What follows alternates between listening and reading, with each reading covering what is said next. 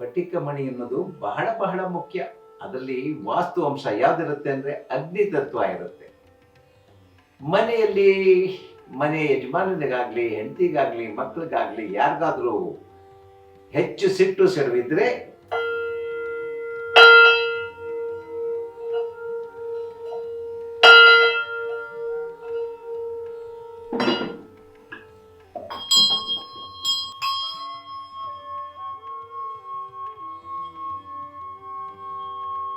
ಸರ್ವರಿಗೂ ನಮಸ್ಕಾರ. ನಾನು ನಿಮ್ಮ ಆತ್ಮೀಯ ಡಾಕ್ಟರ್ ರಮೇಶ್ ಕಾಮತ್. ವಿಜಯ ಕರ್ನಾಟಕ ಎಂದೆಂದಿಗೂ ನೂತನ ವಿನೂತನ. ಅದೇ ತರಹ ಡಾಕ್ಟರ್ ರಮೇಶ್ ಕಾಮತ್ ಅವರ ಕಾರ್ಯಕ್ರಮಗಳು ಕೂಡ ಎಂದೆಂದಿಗೂ ವಿಭಿನ್ನವಾಗಿರುತ್ತೆ, ವಿನೂತನವಾಗಿರುತ್ತೆ, ವೈಜ್ಞಾನಿಕವಾಗಿರುತ್ತೆ, ಸರಳವಾಗಿರುತ್ತೆ. ನಾನು ಕೇವಲ ಕವಡೆ ಶಾಸ್ತ್ರ ಹೇಳುವಂತಹ ಶಾಸ್ತ್ರಿ ಅಲ್ಲ. ನಾನು ಕೂಡ basically electrical engineer, sound engineer, computer engineer, doctorate in psychology, ಪ್ಲಾನೆಟೇರಿಯಂನಲ್ಲಿ ಉನ್ನತ ಹುದ್ದೆಯಲ್ಲಿದ್ದಂತಹ ವ್ಯಕ್ತಿ ಆದ ಕಾರಣ ನಾನು ಏನೇ ಮಾತನಾಡಿದ್ರು ಕೂಡ ಅದು ವೈಜ್ಞಾನಿಕವಾಗಿರುತ್ತೆ. ಈಗಾಗಲೇ ನನ್ನ 100ಕ್ಕೂ ಹೆಚ್ಚಿನ ವಾಸ್ತು ಕಾರ್ಯಕ್ರಮ ವಿಜಯ ಕರ್ನಾಟಕ ಚಾನಲ್ನಲ್ಲಿದೆ. ಅದನ್ನು ತಾವು ಯೂಟ್ಯೂಬ್ನಲ್ಲಿ ನೋಡ್ಬೋದು, ಇನ್ಸ್ಟಾಗ್ರಾಮ್ನಲ್ಲಿ ನೋಡ್ಬೋದು, ಫೇಸ್ಬುಕ್ನಲ್ಲಿ ನೋಡ್ಬೋದು. ನೀವು ಪ್ರತಿ ಸಲ ನನ್ನ ಕಾರ್ಯಕ್ರಮ ನೋಡಲೇಬೇಕು ಅಂತ ಆದರೆ ದಯವಿಟ್ಟು ವಿಜಯ ಕರ್ನಾಟಕ ಚಾನಲ್ಗೆ ಸಬ್ಸ್ಕ್ರೈಬ್ ಆಗಿ. ನಾನು ಹೇಳಿದೆ, ಪ್ರತಿ ಸಲ ನಾನು ಈ ಓಂ ಗಂಟೆಯನ್ನು ನುಡಿಸ್ತೇನೆ. ನಿಮ್ಮ ಮನೆಯಲ್ಲಿ ಏನಿಲ್ಲದೆ ಹೋದ್ರು ಕೂಡ ಈ ಥರ ಒಂದು ಓಂ ಗಂಟೆಯನ್ನು ಪ್ರತಿದಿನ 33 ಬಾರಿ ಈ ತರಹ ನುಡಿಸಿ ಮನೆಯಲ್ಲಿರೋ ನಕಾರಾತ್ಮಕ ಶಕ್ತಿ ದೂರ ಮಾಡಿ ಸಕಾರಾತ್ಮಕ ಶಕ್ತಿಯನ್ನ ಮನೆಯಲ್ಲಿ ವೃದ್ಧಿಸಿಕೊಳ್ಳಿ.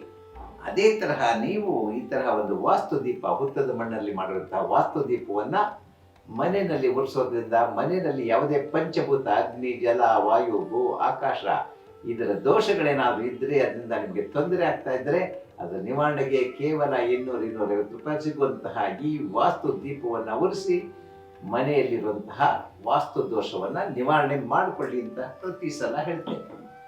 ಹಾಗಾದ್ರೆ ಇಂದು ಮಾತನಾಡುವಂತಹ ವಿಶೇಷವಾದ ವಿಷಯ ಏನಪ್ಪಾ ಅಂತ ಹೇಳಿದ್ರೆ,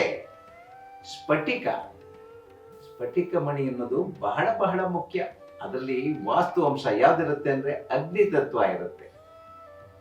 ಮನೆಯಲ್ಲಿ ಮನೆ ಯಜಮಾನನಿಗಾಗ್ಲಿ, ಹೆಂಡತಿಗಾಗ್ಲಿ, ಮಕ್ಕಳಿಗಾಗ್ಲಿ, ಯಾರಿಗಾದ್ರೂ ಹೆಚ್ಚು ಸಿಟ್ಟು ಸಿಡುವಿದ್ರೆ ಅವರು ಈ ತರಹ ಸ್ಫಟಿಕ ಮಣಿಯನ್ನ ಧರಿಸಬೇಕು. ಈ ಸ್ಫಟಿಕ ಮಣಿಯಲ್ಲಿ ರೌಂಡ್ ಶೇಪ್ ಇರಬೇಕು. ಇದರಲ್ಲಿ ಒಂದನ್ನು ಒಂದು ಉಜ್ಜಿದಾಗ ಬೆಂಕಿ ಬರಬೇಕು. ಅದರಲ್ಲಿ ಅಗ್ನಿ ತತ್ವ ಇದೆ ಅಂತಹ ನೀವು ಗಮನಿಸ್ಕೊಂಡು ನಂತರ ಈ ಸ್ಫಟಿಕ ಮಣಿಯನ್ನ ಕತ್ತಿಗೆ ಹಾಕೊಂಡ್ರೆ ಬಹಳ ಕೂಲ್ ಆಗುತ್ತೆ. ಅವರ ಸಿಟ್ಟು ಸಿಡುಗಳೆಲ್ಲ ಹೋಗುತ್ತೆ. ಇದನ್ನ ದಿನದ 24 ಗಂಟೆ ಹಾಕಬಾರ್ದು. ಬೆಳಿಗ್ಗೆ ವೇಳೆ ಹಾಕೊಳ್ಳಿ.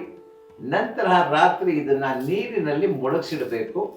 ಇದರಲ್ಲಿ ಆ ನಕಾರಾತ್ಮಕ ಶಕ್ತಿ ಬಂದಿರುತ್ತೆ, ಅವೆಲ್ಲ ನೀರಿನಲ್ಲಿ ಕರಗೋಗತ್ತೆ. ಅದನ್ನ ಯಾವುದೇ ಕಾರಣಕ್ಕೆ ನೀವು ತುಳಸಿ ಗಿಡಕ್ಕಾಗ್ಲಿ, ಒಳ್ಳೆಯ ಗಿಡಕ್ಕೆ ಉಪಯೋಗಿಸ್ಬಿಡಿ. ಚರಂಡಿಗಾದ್ರೂ ಸುರಿದು ಬಿಡಿ ಆ ನೀರನ್ನ.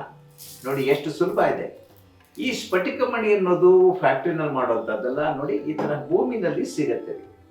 ನೋಡಿ ಭೂಮಿನಲ್ಲಿ ಈ ಸ್ಫಟಿಕ ಮಣಿ ಈ ತರ ಸಿಗತ್ತೆ. ಅದೇ ತರಹ ದೊಡ್ಡ ದೊಡ್ಡ ಸೈಜಿಂದು ಸಿಗತ್ತೆ. ಕೆಲವು ಬಹಳ ಪ್ಯೂರ್ ಆಗಿರುತ್ತೆ, ಕೆಲವು ಇಂಪ್ಯೂರಿಟಿಗಳೆಲ್ಲ ಇರುತ್ತೆ. ಅದನ್ನೆಲ್ಲ ನಾವು ತೆಗೆದುಹಾಕ್ಬಿಟ್ಟು ನಂತರ ಸ್ಫಟಿಕವನ್ನು ಮಾಡ್ತೀವಿ. ಸ್ಫಟಿಕ ಮಣಿ ಅಂದರೆ ಹೇಳಿದ್ರೆ ನೋಡಿ, ಅದರಲ್ಲಿ ಶಿವಲಿಂಗ ಕೂಡ ಮಾಡಬಹುದು. ಇದು ಅತ್ಯದ್ಭುತವಾದ ಶಿವಲಿಂಗ, ಸ್ಫಟಿಕ ಲಿಂಗ. ಎಷ್ಟು ಭಾರ ಇದೆ ಅಂತ ಹೇಳಿದ್ರೆ ಕಡಿಮೆ ಅಂದ್ರೆ 500 ಗ್ರಾಮ್ ಇದೆ ಇದು. ಇಂತಹ ಒಂದು ಸ್ಫಟಿಕವನ್ನ ನೀವು, ಶಿವಲಿಂಗವನ್ನ ಮನೆಯಲ್ಲಿ ನೀವು, ಬೇರೆ ಯಾವುದೂ ದೇವರು ಬೇಡ, ಬೇರೆ ಯಾವುದೇ ಒಂದು ದೇವರ ಪಟವೂ ಬೇಡ, ಏನೂ ಬೇಡ, ಇದನ್ನ ನೀವು ಮನೆಯ ದೇವರ ಕೋಣೆಯಲ್ಲಿ ಇಟ್ಟರೆ ಸಾಕು. ಪ್ರಕೃತಿಯಲ್ಲಿರೋ ಎಲ್ಲ ಪಂಚಭೂತ ಶಕ್ತಿಗಳನ್ನು ಹಿಡಿದಿಟ್ಟು ಮನೆಯಲ್ಲಿ ಅದನ್ನ ಸಕಾರಾತ್ಮಕ ಶಕ್ತಿ ಹೊರಡಿಸುವಂತ ಶಕ್ತಿ ಈ ಒಂದು ಸ್ಫಟಿಕ ಮಣಿಗಿದೆ. ಆದರೆ ಇದು ಬಹಳ ಬಹಳ ದುಬಾರಿ. ಅದರಿಂದ ಸಕಲರಿಗೂ ಕೈಗೆ ಲಭ್ಯವಾಗುವಂತಹದ್ದಲ್ಲ. ಅಂತಹ ಸಂದರ್ಭದಲ್ಲಿ ಮತ್ತೊಂದು ಈ ತರ ಸ್ಫಟಿಕ ಗೋಳ ಅಂತ ಬರುತ್ತೆ. ಈ ಸ್ಫಟಿಕ ಗೋಳವನ್ನ ನೀವು ಮನೆಯಲ್ಲಿ, ವಿದ್ಯಾರ್ಥಿಗಳು ಸರಿ ಗೊತ್ತಾ ಇಲ್ವೋ ಅವ್ರ ತಲೆ ಮೇಲೆ ಇಟ್ಕೊಳ್ಳಿ. ವ್ಯಾಪಾರ ಸ್ಥಳದಲ್ಲಿ ನಿಮ್ಮ ವ್ಯಾಪಾರ ಸರಿ ಆಗ್ತಾ ಇಲ್ವಾ, ಒಂದನ್ನ ಡ್ರಾಯರ್ನಲ್ಲಿ ಇಟ್ಕೊಳ್ಳಿ, ಒಂದನ್ನ ನಿಮ್ಮ ತಲೆಯ ಮೇಲೆ ಇಟ್ಕೊಳ್ಳಿ. ಅದೇ ತರಹ ಮನೆಯಲ್ಲಿ ಈಶಾನ್ಯ ಮತ್ತೆ ನೈಋತ್ಯದಲ್ಲಿ 2 ಸ್ಫಟಿಕ ಮಣಿಯನ್ನ ನೀವು ನೇತಾಕಿ, ಆಗ ಮನೆಯಲ್ಲಿರೋ ಎಲ್ಲ ದೋಷಗಳು ಕೂಡ ನಿವಾರಣೆ ಆಗತ್ತೆ. ಅದರದ್ದೇ ಮತ್ತೊಂದು ಪ್ರತಿರೂಪ ಅಂತ ಹೇಳ್ತಾರೆ. ಇದು ಕೂಡ ಸ್ಫಟಿಕದ ಮತ್ತೊಂದು ರೂಪ. ಪಟಕಾರ ಅಂತ ಹೇಳ್ತಾರೆ, ಆಲಂ ಅಂತ ಹೇಳ್ತಾರೆ.